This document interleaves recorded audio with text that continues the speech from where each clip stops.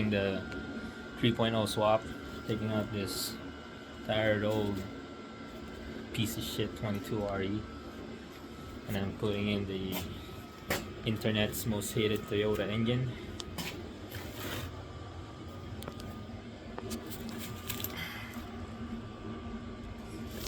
GPZE.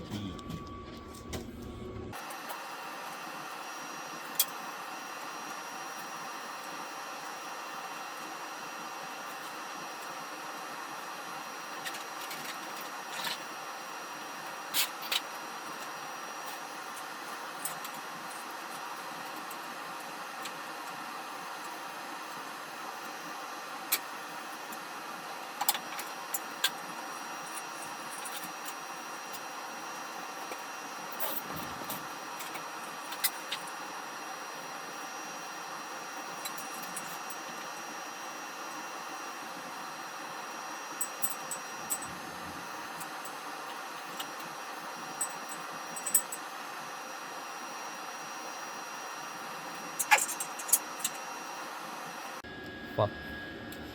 Got the engine out with minimal things to take off. Alright, yo. I mounted the transmission in for now. The engine mounts are shaved off. This thing was really a mission. It was so heavy. And you know me, I don't even lift, yo. That's the arm. I had to use 3 jacks, 2 ratchet straps, 1 ratchet strap still in there. The engine's in. No engine mounts yet, as you can see. It's too far back in the firewall.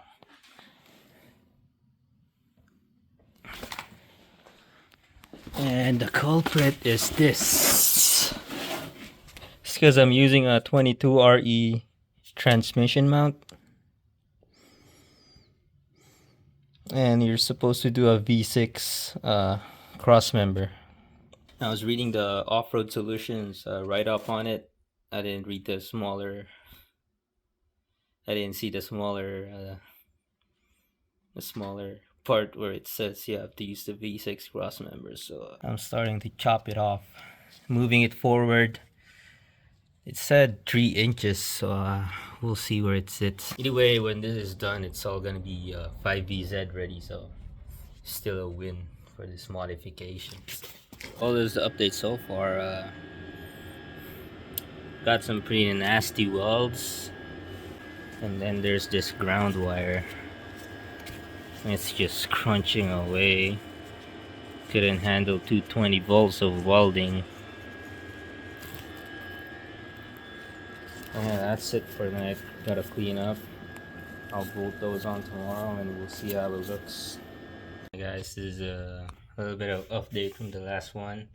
I installed the crossmember. I'll give you a closer look at it. Oh.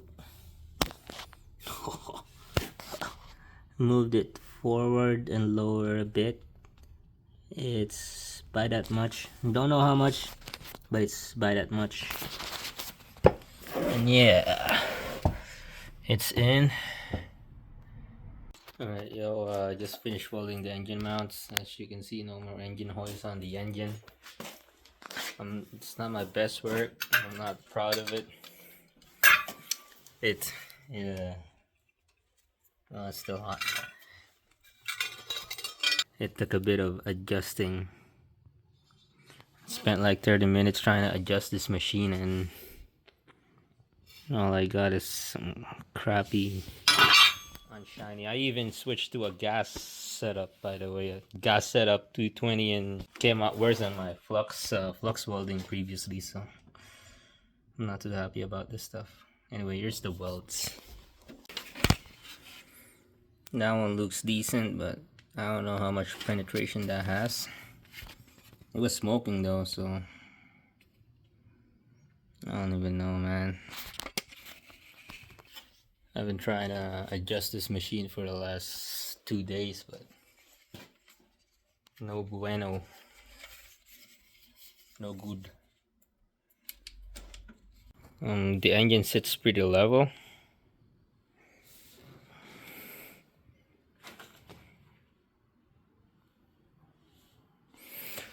It was measured by my micrometer. I had to take out the parking brake mechanism here. I'm gonna take it apart, or I'm gonna take it off fully next time. But for now, it sits as it is. This is how much gap it has in the back. For some reason, there's so much space here, but when it comes here, it's a tight fit. I don't know if I should have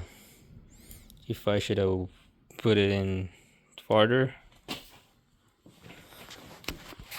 But then this is the drive shaft angle, and that's pretty maxed out. I think I need the double cardon one or whatever that one is. So I need to lengthen the drive shaft. And this shifter is already like forward too. This is where the transfer case is gonna sit. I don't know how good that is, but I'll see when I bring the shifter tomorrow. Right now I'm still missing the fuel line for the V6. I didn't know this wouldn't fit on it, so I didn't know, man. I just went in without reading the whole how-to on the internet. This has been discussed a couple times already. Who reads instructions anyway? Okay, so I figured out what was wrong with the welder. The setting was reversed. I previously was welding flux core on it, and now I'm welding with gas, so I had to, well, you're supposed to change the polarity on it. But after I change it, there's my welds. You can't tell, but it penetrates more and it's easier to weld, and it has a good crunchy sound on it. I'll show you the welds I did after. I didn't redo the welding before, but I added some welding behind it, or some welds behind it. There's the welds inside.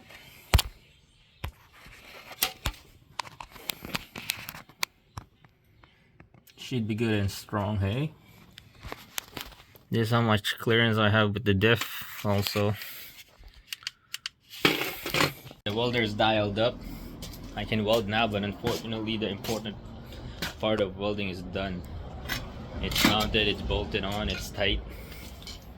But I got some goodies over here in the Jeep. I got the header kit I got from Amazon, the power steering pump, the alternator's in there somewhere, yeah, there. I got two types of water outlet, the injector, which I'm gonna take the fuel hose from. Oh yeah, it's over here. Yeah, it's that piece. And I got two types of distributors, one for pre-91 and one after the 91. The internet said they'll bolt up. The head is a pre-91, but the wiring harness I'm gonna use is a post-91, so we'll see how it works. Also got the starter.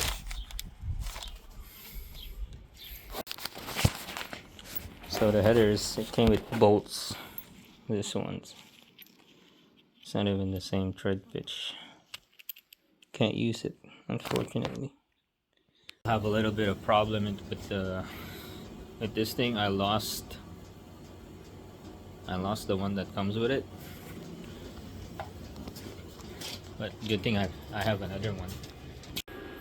Okay, so this is as far as I got. Most of the vacuum lines are routed. I need this though. Goes up to here, but I think it connects to one of these nipples. So I'm gonna research what this does. Yeah, most of it is on. The return line is on. The supply line, the fuel supply line, I need some clamps. Alright, yo, trying to save that one engine harness that's connected to the MAF and the distributor, and no, not the distributor, the ignition coil and the igniter. And this is what we end up with. Why the fuck didn't they just put it with the other engine harness, man? This is some stupid shit. Now I force this thing up to find out there's a bolt in there. Right there. I didn't know. It's my first time. I'm no forerunner expert, man. And also I got my hands on a 5VZ crank pulley. So I guess it does line up with the 3VZE equipment. You just gotta get a rib belt on here. Pretty sure it would fit. And also on that. Pretty sure it would fit. So. Alright, because that is some real redneck ingenuity right there. Hey, so quick update. The ECU and the alternator light turned off when I switched the keys to the on position. I don't know why I haven't really checked it out, but anyway, I have a new spark plug wire set, so this will complete my ignition side. Now, I'm not sure if this is supposed to be sticking out like that, but I'll find out when I open this. Here it is, the single spark plug wire is on. This is obviously not the final position it will be in, but we'll turn the key on, see what happens, see if it catches on fire. Last time it didn't, but I think I blew a fuse.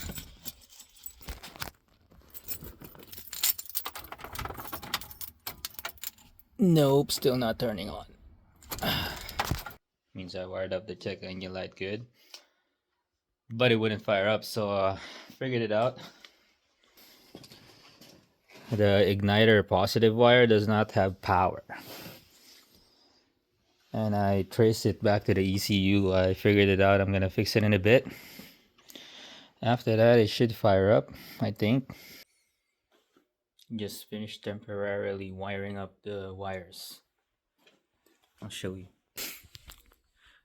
This temporary power wire going to the igniter and ignition coil, I think.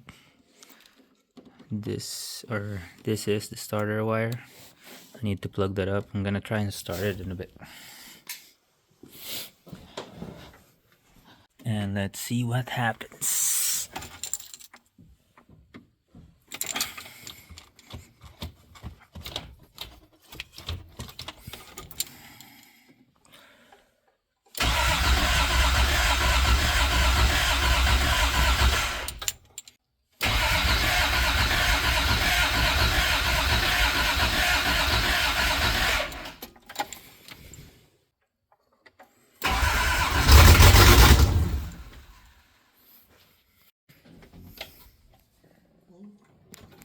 Bean.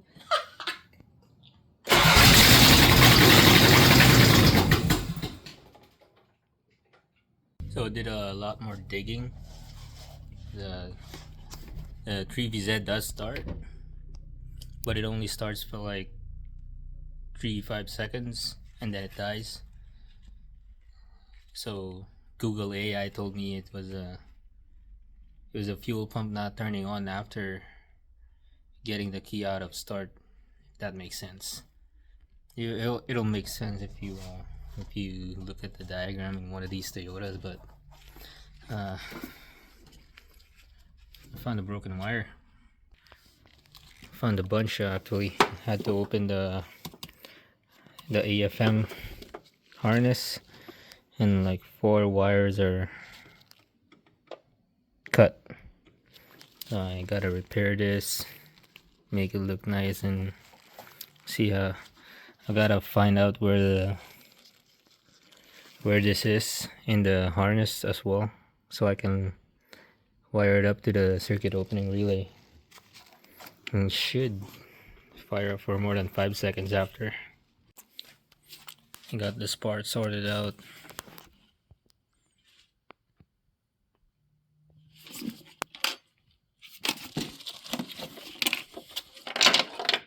Uh-oh.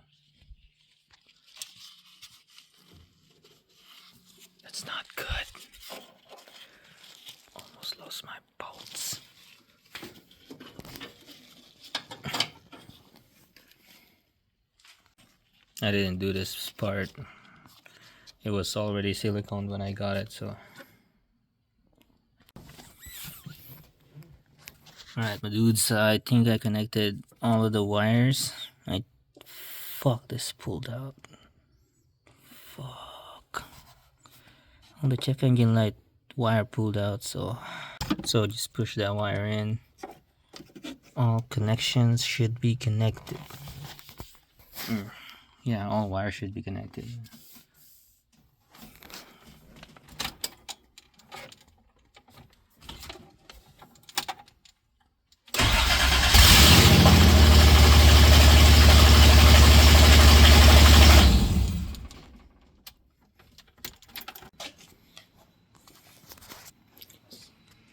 So I got into a problem. The power steering is all plumbed up. I put the cooler on. I'm using the transmission cooler off a 3.0 automatic, but I over torqued it when I was tightening it and it cracked big time. So as a temporary fix, I'm just gonna put them all together just so I can grab this out, because I got other jobs to do. Big fuck ups on my end, but it is what it is. I can't even use the stock one because the stock one goes right here and it's pointing inside, so I'm gonna have to look at other options online, maybe Amazon or Temu or AliExpress, something cheap or something that won't explode anyway. Yeah, got the temporary tempo permanent fix from the steering gear. Just a long ass rubber hose, to there, some joints, and to the reservoir. I'm not fixing patching the rust in here because it's pretty nasty, as you can see. Look at that, it's like there's no rust ever.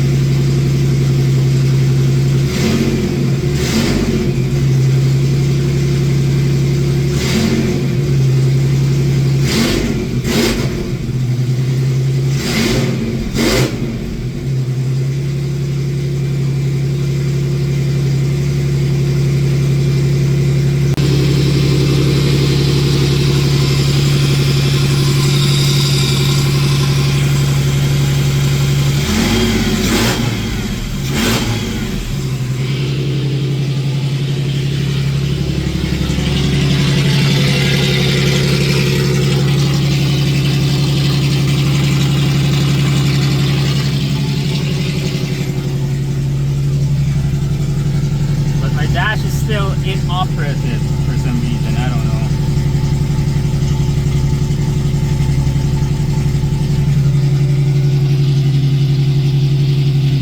What's up? So it's another video. I think pretty sure.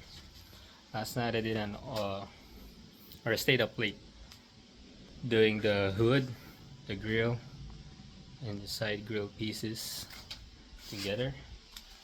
Also, I put the interior back on. I don't know if you can see that, or mostly of it on. Mostly, but you get the picture. And I got the dash cluster working. Radio's on. It's working, I swear. See? It's something's loose in the fuse panel there, fuse box, but it works. It's hot. It's 30 something, I think 31 degrees right now, and it's hot in the garage. So right now I'm gonna put the drive shaft on, and if that fits, I'm putting a 3rd Gen 400 drive shaft on. If that fits, I'm putting the wheels on, and I'll drive it out and then drive it back in. So yeah.